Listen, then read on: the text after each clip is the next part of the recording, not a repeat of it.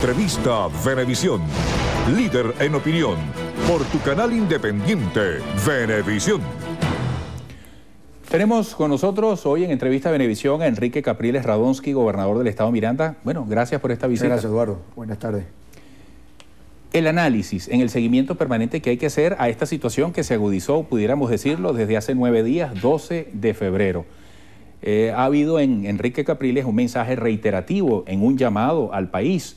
Sin embargo, desde el Ejecutivo, particularmente desde el presidente Nicolás Maduro, se le menciona para que fije posición, para que asuma responsabilidades. ¿Qué hay que reiterar o qué hay que agregar al mensaje de Capriles? Bueno, el Ejecutivo un día dice una cosa, otro día dice otra. En efecto, las últimas cadenas, Eduardo, distan mucho de quien quiere paz en el país. Nosotros la posición la hemos fijado desde el primer día, sin, digamos, estar escuchando. Siempre hemos dicho que los extremos no son los que pueden conducir ningún proceso en nuestro país.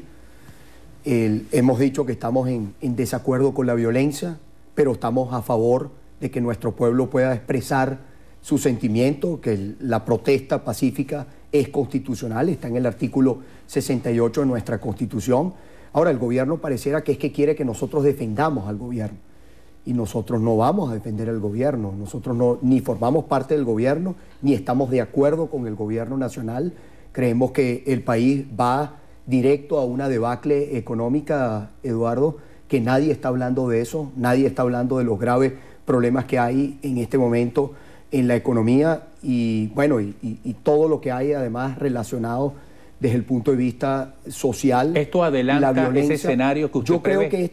Yo creo que después de varios días de protesta, Eduardo, lo decíamos ayer y aprovecho este espacio para reiterarlo, todo lo que hace el gobierno es para seguir alimentando el clima de confrontación. Yo no creo que hay una señal. Fíjate, por ejemplo, el caso del estado Táchira. ¿Qué hacen en el Táchira? En vez de trasladarse Maduro al estado Táchira, a escuchar el pueblo tachirense, a constituir una mesa, a llamar al diálogo al pueblo tachirense, manda aviones de guerra, tanques de guerra, más pelotones, más represión. Así no se resuelve el problema. ¿Esto no afecta al gobierno? ¿Por qué le puede convenir la confrontación? Yo creo que el gobierno debe pensar que como las protestas están en algunos sitios específicos, muy, digamos, de clase media, que el gobierno diga, bueno, mientras la protesta esté en Altamira y no esté en Catia, más bien voy a seguir alimentando la protesta en Altamira, para tratar de decir, bueno, esto es un problema del este de la ciudad de Caracas, hablando en el caso de Caracas, y esto no es un problema nacional, ni es un problema del descontento que se vive en nuestro país. En efecto, hay un descontento en todo el país. Lo que hay es que, y ahí es donde hemos hecho nuestro llamado, que ese descontento tiene que tener una orientación, tiene que tener una agenda, tiene que tener contenido, y lo que está pasando en el Táchira no se convierta, digamos, el gobierno no trate de desvirtuar la protesta legítima que haya en el estado Táchira para tratar de tildar que es un grupito de revoltosos o de fascistas, porque todo aquel que piensa distinto al gobierno lo llaman fascista, y que eso no es eso, sino es en efecto que el país tiene graves problemas de inseguridad, que hay estudiantes en las calles que están reclamando que compañeros de ellos han sido detenidos, compañeros de ellos que han sido privados de libertad, qué ha pasado con las investigaciones de las personas que han sido asesinadas, con los heridos, qué pasa con los grupos paramilitares armados por el gobierno, que el gobierno dice que se distancia pero no los desarma, qué pasa con la escasez, qué pasa con la inflación, qué pasa con los alimentos. La respuesta al estado Táchira te demuestra, bueno, un gobierno que quiere más represión, más violencia, para que los venezolanos perdamos la atención de los principales problemas que estamos viviendo y que el gobierno construya una película, pues, que han sido las cadenas de radio y televisión los 2 últimos días. Mostrate unos autobuses que alguien rompió los vidrios, Maduro muestra los autobuses, pero ya se le olvidaron los muertos del 12 de febrero, ya nadie pues habla de quiénes fueron los responsables además de los heridos. Han salido videos muy graves, Eduardo, de violaciones de derechos humanos, de actuaciones en los cuerpos de seguridad que en nada respetan los derechos humanos ni están apegados a la Constitución. Bueno, ese es el libreto, Eduardo. Y yo creo que nosotros no podemos otra vez, porque hay cosas parecidas que se dieron en el pasado, otra vez, como dicen, pegarnos con la misma piedra. Yo creo que aquí hay que orientar la protesta pacífica, acompañar, a vincular la protesta, además de los estudiantes, vincularla a la protesta social que hay en el país, que es lo que nos va a permitir, Eduardo, tener la fuerza necesaria, construir un movimiento social en el país que nos permita tener la fuerza para plantarnos frente al gobierno en una crisis política, plantarnos frente al gobierno, decirle, esta es la lista de los cambios que hay que hacer en el país, de los compromisos que hay que asumir, porque el diálogo tiene que ser un compromiso. El diálogo no puede ser un monólogo donde Nicolás se sienta y le dice a los estudiantes o le dice a otras personas lo que él quiera decir. El diálogo significa escuchar. Él puede decir, pero tiene que escuchar lo que otros sectores tengan también que decir. Gobernador, antes de fluir hacia esos temas, yo quisiera puntualmente, y voy a utilizar una palabra que acaba de pronunciar, libreto. Es parte de un libreto lo que ayer a esta hora en ese mismo sillón, y confieso que yo quedé por unos segundos sin poder reaccionar, la ministra de Comunicación e Información, cuando denunciaba un plan, decía que tenían con pelos y señales la identidad de un alto dirigente político de la MUT que estaría detrás de un plan para atentar contra la vida de Leopoldo López y que muy pronto lo iban a revelar.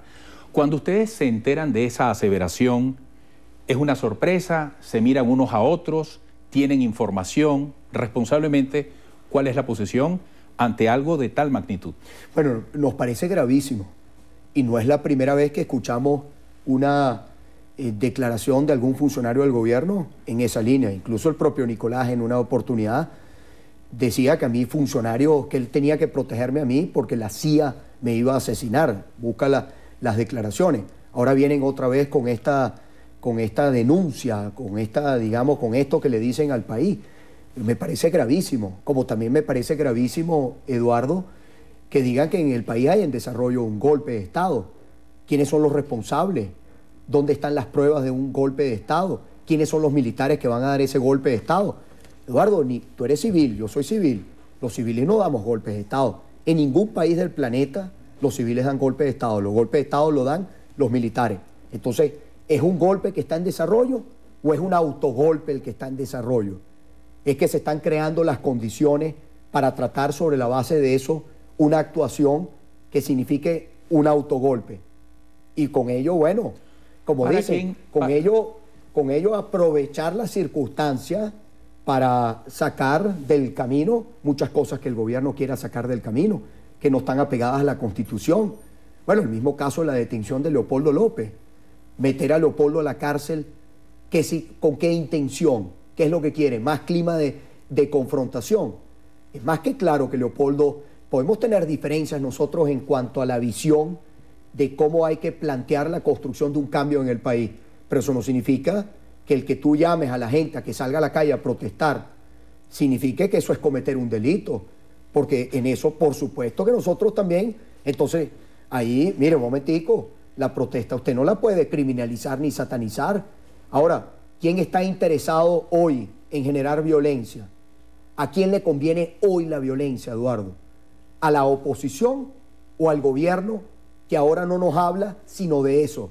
Ya no nos hablan de la devaluación, ya no nos hablan de la subasta. ¿Cuál es la situación hoy? Fíjate, ya hoy empiezas a escuchar a los voceros del gobierno diciendo que hay escasez, Eduardo, porque las vías están trancadas y los que van a despachar no pueden llegar. Ya empezaron a buscar en desarrollo otro libreto para ver a quién le echan la culpa. Mira, Eduardo, estos que hoy hablan y se dirigen al país, Maduro, son los mismos que nos han caído a mentiras durante todos estos años.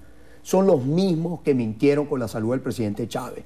Son los mismos el mismo Nicolás que le dijo al país que se había reunido días antes de la muerte del presidente Chávez, que había tenido una reunión de trabajo de 5 horas con el presidente Chávez. Son los mismos que nos decían que no iba a haber devaluación y hubo no solamente una devaluación, sino 3 devaluaciones.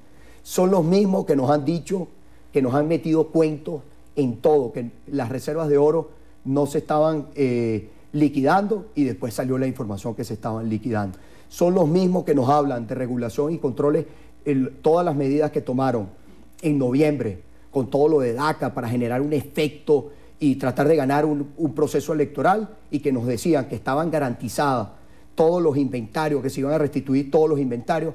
Anda tú a ver, Eduardo, todos los comercios, todo lo que en aquel momento el gobierno les cayó, donde hoy están prácticamente, bueno, cerrados. Son los mismos que nos dijeron que las expropiaciones, las empresas que iban a ser expropiadas, iban a ponerse a funcionar, iban a ser activas. Ve tú hoy la situación que hay. Son los mismos que nos dicen que está garantizado la seguridad alimentaria y todo lo demás. Y fíjate tú, cada día las colas aumentan, cada día es más larga la cola para comprar la comida. Son los mismos que nos dicen mentiras todos los días. ¿Le podemos creer a Nicolás Maduro? ¿Le podemos creer a este gobierno? Yo creo que no. Gobernador, rápidamente. Más que obvio que no le podemos creer. Rápidamente. Ahora tenemos que buscar, tenemos que orientar a nuestro pueblo para que esta situación no se convierta en una frustración. A eso quiero ir. Avanza el tiempo. Estamos en una extensión, en una continuidad sin retorno. Usted habla como destino del país, la debacle económica, pero hay posibilidades de tomar otro rumbo en positivo. Hay posibilidades de eso que muchos claman, incluso de la oposición, diálogo nacional. Sí lo hay, si en efecto convocas a un diálogo nacional honesto, con compromiso, transparente, Eduardo. Hoy están los estudiantes pidiendo que sea la Iglesia. Creo que la Iglesia Católica, que además la mayor parte de los venezolanos este es un país profundamente cristiano, católico. Puedes incluir no solamente la Iglesia Católica, pero me refiero desde allí, desde lo que nos identifica a todos, desde nuestra fe, desde nuestra fe por Dios y de nuestro reconocimiento además a esas instituciones. Yo creo que desde ahí se puede promover ese diálogo, pero ese diálogo significa, Eduardo, no es escuchar a un sector político. Ese diálogo, para que funcione y salgamos de esta debacle, de este caos, y que nos permita realmente recuperar el país, pasa por escuchar la protesta que hay en la calle, pasa por no satanizar el que te dice que está de acuerdo, y pasa por querer cambiar, por querer, como dicen, corregir el rumbo. Si el gobierno no corrige el rumbo, Eduardo, aquí vamos hacia una situación aún peor, que a nadie le debe interesar. A nadie le debe interesar una explosión social en este país. Sería lo peor que le pudiera pasar a nuestro país, como sería también un golpe de Estado. Sería, como lo decíamos ayer, ¿qué significa para, en algunos sectores, ahí dentro del gobierno, este tema de que se vaya Maduro, y se va Maduro, ¿y quién viene? Hay que hablarle claro a la gente, porque aquí lo que nosotros queremos, siempre hemos construido es una salida pacífica, constitucional, democrática y electoral. Ahora, para que las cuatro se den, el gobierno hay cosas que también tiene que reconocer, que es el tema de los poderes públicos. Muchísimas gracias, Enrique Capriles Radonsky, gobernador de Miranda, hoy en entrevista a Venevisión.